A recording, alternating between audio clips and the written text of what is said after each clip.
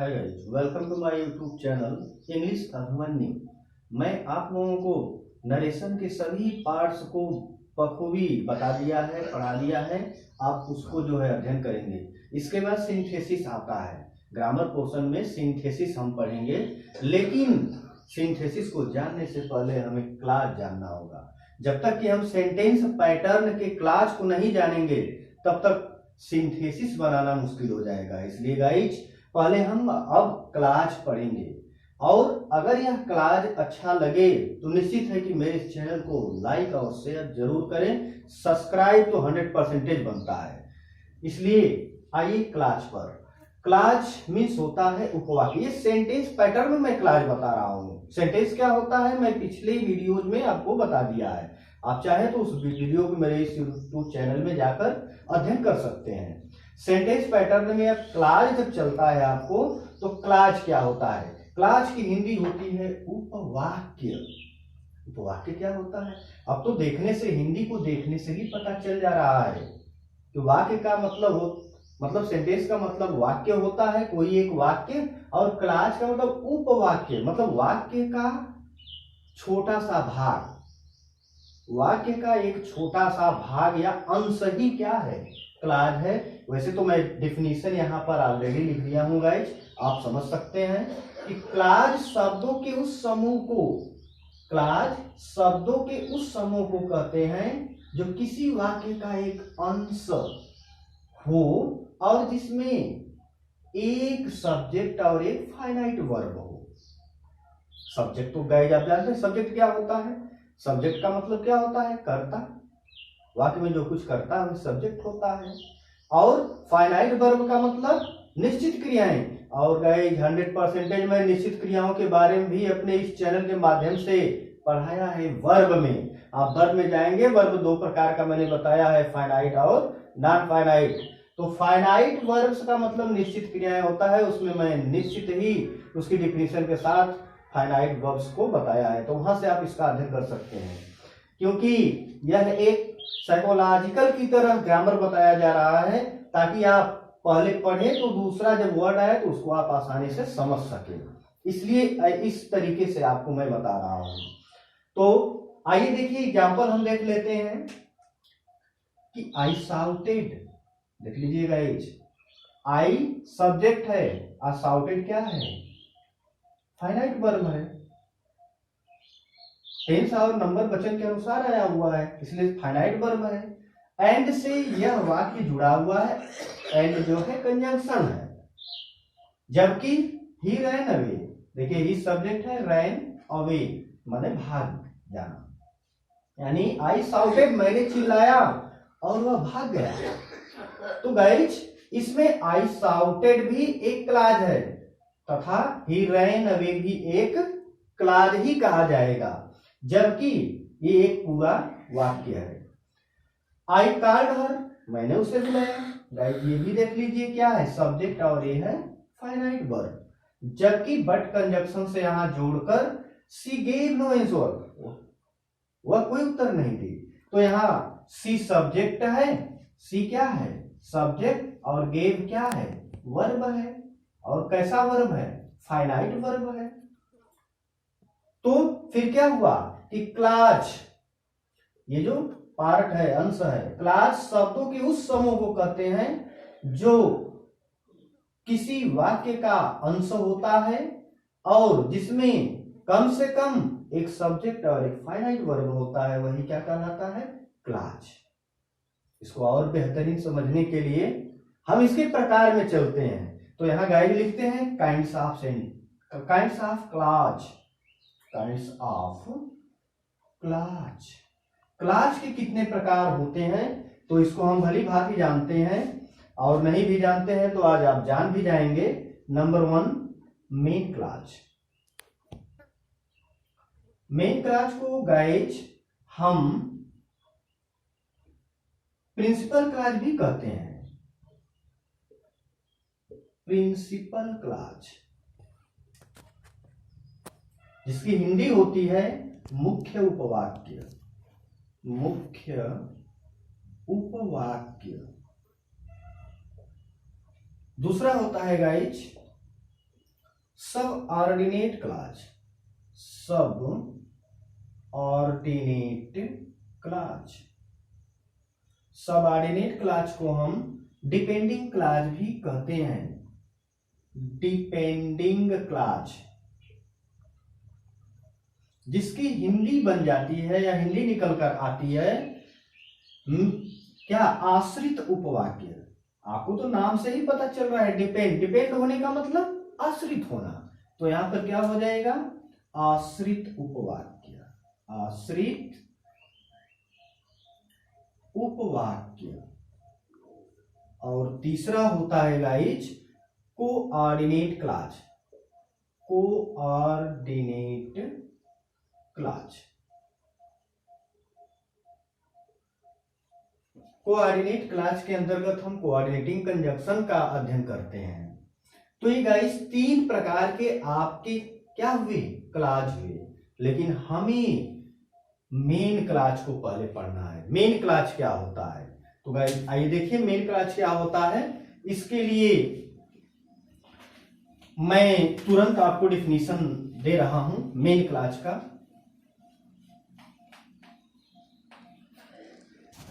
ध्यान दें आप, नंबर 1 है आपका main clause. Main clause, main clause को हम क्या कहते हैं, प्रिंसिपल क्लॉज भी कहते हैं, प्रिंसिपल क्लॉज। इसकी हिंदी मुख्य उपवाक्य, यानी इसकी परिभाषा निकल कर आती है कि वे क्लॉज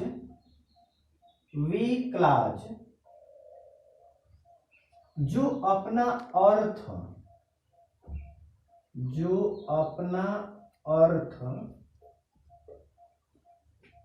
स्वतः रखते हैं, स्वतः प्राप्त करते हैं, चाहे रखते हैं, स्वतः प्राप्त करते हैं,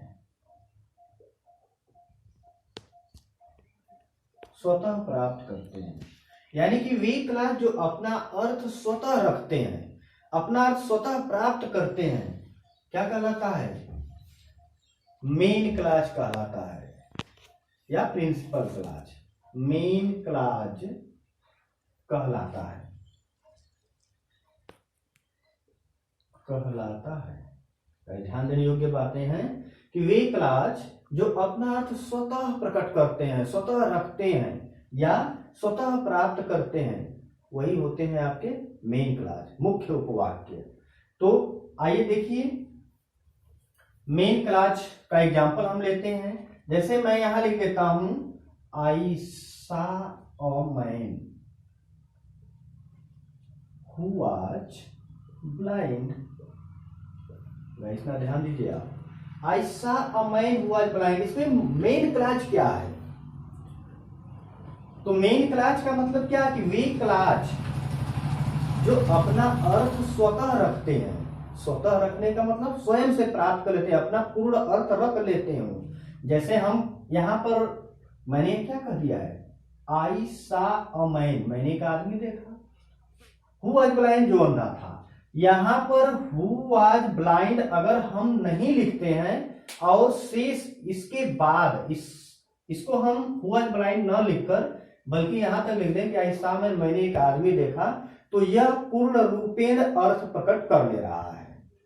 इसलिए ये क्या हो गया, ये क्या हो गया, मेन क्लॉज हो गया, मेन क्लॉज। ये मेन क्लॉज का आपका जो है पार्ट, वाक्य तो एक ही है, जबकि इसमें दो भाग हो गए, एक मेन क्लॉज हो गया और दूसरे वाला का जो है हम बाद में बताएंगे, क्योंकि वो है क्या वो तो आप समझते रहिए अभी। तो हमें मेन क्लॉज पढ़ना है, प्रिंसिपल क्लॉज पढ़ना है, यानी वे क्लॉज जो अपना अर्थ स्वतः प्रकट कर लेते हैं। ऐसा में मैंने एक आदमी देखा, पूर्ण अर्थ प्राप्त कर लिया है वो पार्ट, इसी को हम क्या कहेंगे, मेन क्लॉज कहेंगे। और जैसे हम समझने का प्रयास करते हैं,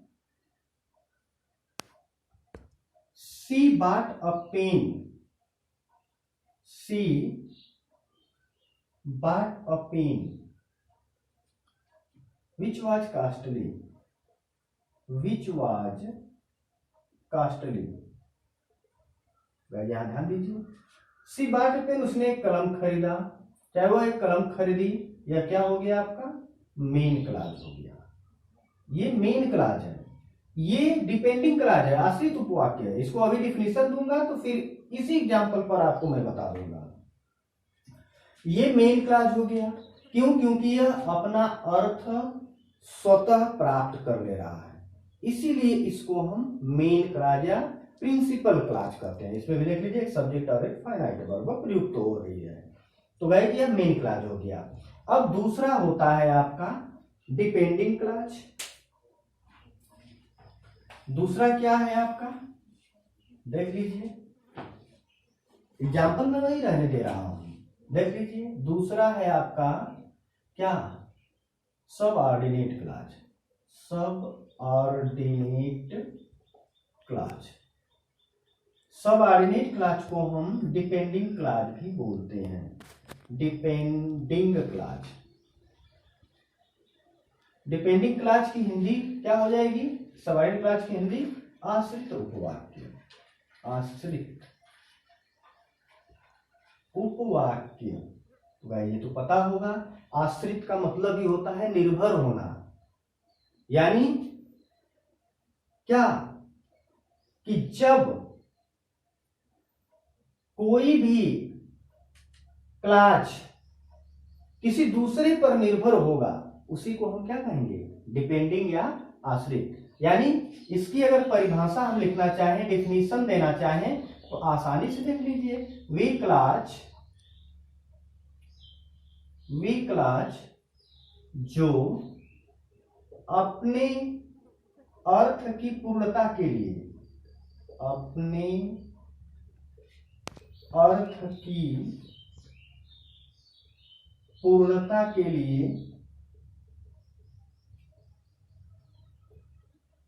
किसी अन्य क्लॉज पर निर्भर होता है, किसी अन्य क्लॉज पर निर्भर होता है।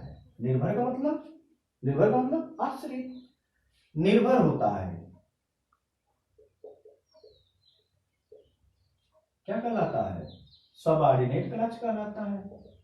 सबऑर्डिनेट क्लॉज कहलाता है। गाइस एग्जाम्पल मैं यही रख रहा हूं आपके पास, एग्जाम्पल जो है उसी को रख दे रहा हूं। जैसे इसे तो आप जान रहे हैं भली भांति कि ये मेन क्लॉज है, लेकिन क्या इस मेन क्लॉज को हटा दिया जाए, इसको ढक लिया जाए, तो क्या यह वाक्य अपना अर्थ पूर्ण कर पाएगा? हमको तो नहीं लगता है, आप ही बता दीजिए। Who was blind? अंधा कौन था? अंधा कौन था? अर्थ पूर्ण हो पा रहा है? नहीं हो पा रहा है। इसीलिए हम क्या कहेंगे कि वे क्लॉज, देखिए ये क्लॉज है, वे क्लॉज जो अपने अर्थ की पूर्णता के लिए किसी अन्य क्लॉज पर निर्भर हो, या किस पर निर्भर है, मेन क्लॉज पर निर्भर है। ऐसा मैन वाज ब्लाइंड, मैंने एक आदमी देखा जो अंधा था। तो जो अंधा था, ये वही रिलेटिव प्रोनाउन है, ये वो क्या है, रिलेटिव प्रोनाउन। इसको रिलेटिव प्रोनाउन भी कहते हैं क्योंकि इसके पहले इसका पूर्ववर्ती संज्ञा मैन आया हुआ है। तो यहां पर यह रिलेटिव प्रोनाउन भी हम इसको कहेंगे, या बाय यूजिंग एडजेक्टिव क्लॉज, यह एडजेक्टिव क्लॉज की तरह प्रयुक्त हुआ है। तो इसको हम कहेंगे क्या, वो है क्या, रिलेटिव प्रोनाउन है। और एक बात, एयरफोर्स या नेवी या किसी एग्जाम में जो आपको आता है, एरर शो करने के लिए आता है, एरर करेक्ट करने के लिए आता है, मिस्टेक वाला जो क्वेश्चन आता है, उसको, जैसे मैं अधिक दूर नहीं जाना चाहता हूं, इसी को कई पार्ट में भाग दिया, ABCD करके नो एरर इसमें कर दिया, तो यह correct of the following sentences, या which part is correct of the following sentence. तो कौन सा पार्ट सही है? तो मैं ये बता देना चाहता हूं इसमें कि यहां जो वाज लगा है, या किसके अनुसार, आई के अनुसार नहीं लगा है, क्योंकि आई की तो क्रिया सा हो गई है। यहां पर वाज जो हेल्पिंग वर्ब लगी हुई है, वह हु का जो पूर्ववर्ती संज्ञा या अपने नजदीकी संज्ञा जो मैन आया हुआ है उसके अनुसार लगा है। अगर यहाँ वेयर लिख देगा तो इनकरेक्ट हो जाएगा गाइस। इसलिए ये जो क्रिया है अपने एंटीसीडेंट, यानी एंटीसीडेंट का मतलब पूर्ववर्ती, अपने पूर्ववर्ती संज्ञा के अनुसार लगी है ये क्रिया। तो यह निश्चित ही आता है एग्जाम में, इतना ध्यान रखिएगा।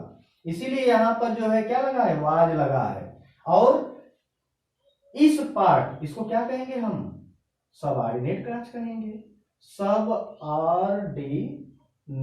क्लॉज क्यों क्यों कह रहे हैं, क्योंकि अपने, अगर यहां से बांट दें हम तो ये अपने अर्थ की पूर्णता किसी अन्य क्लॉज पर, यानी मेन क्लॉज यहां आ गया, मेन क्लॉज से पूर्ण कर रहा है, इसलिए इसे हम डिपेंडिंग या सबऑर्डिनेट क्लॉज कहते हैं। इसलिए इसको हम क्या कहते हैं, डिपेंडिंग या सबऑर्डिनेट क्लॉज। तो अब तो इतना तो समझ में आ गया होगा आपको कि वी क्लॉज, देखिए ये भी क्लॉज है, ये भी क्लॉज है, मेन क्लॉज है, सबऑर्डिनेट क्लॉज है। वी क्लॉज जो अपने अर्थ की पूर्णता के लिए किसी अन्य क्लॉज पर निर्भर होता है उसी को हम क्या कहते हैं, सबऑर्डिनेट क्लॉज या डिपेंडिंग क्लॉज। नाम से ही आश्रित के नाम से ही आप पकड़ सकते हैं कि ये डिपेंडिंग क्लॉज है। ठीक उसी तरह गाइस अगर इसको हम डिवाइड करें तो विच वाज कास्टली, कास्टली था, अरे क्या कास्टली था, अर्थपूर्ण हो रहा है नहीं, इसलिए ये अपने अर्थ की पूर्णता के लिए मेन क्लॉज पर निर्भर है, इसलिए इस पार्ट को हम क्या कहेंगे, सबऑर्डिनेट क्लॉज कहेंगे, सबऑर्डिनेट क्लॉज। ये है मेन क्लॉज और सबऑर्डिनेट क्लॉज, मेन क्लॉज और सबऑर्डिनेट क्लॉज। तो मेन क्लॉज का मतलब क्या है कि वे क्लॉज जो अपने अर्थ की पूर्णता स्वयं रखता है, और सबऑर्डिनेट क्लॉज का मतलब क्या है कि वे क्लॉज जो अपने अर्थ की पूर्णता के लिए किसी अन्य क्लॉज पर निर्भर होता है। यही गाइस सबऑर्डिनेट क्लॉज होता है। लेकिन जानना हमें ये है कि अब सबऑर्डिनेट क्लॉज कितने प्रकार का होता है। तो अब हेडिंग देंगे kinds of subordinate clause, subordinate clause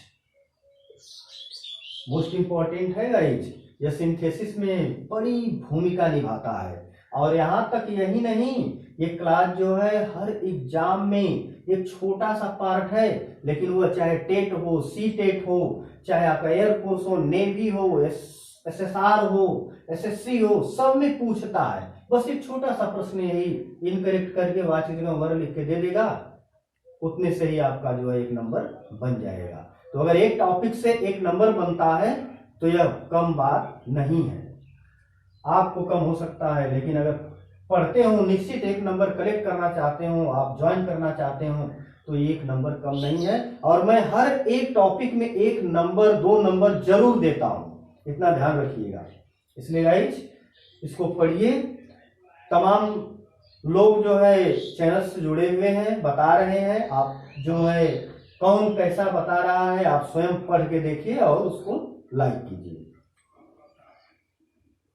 तो kinds of subordinate clause, subordinate clause कितने प्रकार का होता है, तो हम लिखेंगे there are 3 kinds of subordinate clause, there are 3 kinds of subordinate clause,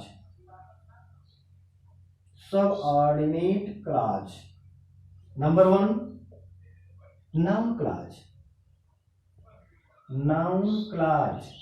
number 2 adjective clause, adjective clause. And number 3 adverb clause, adverb clause.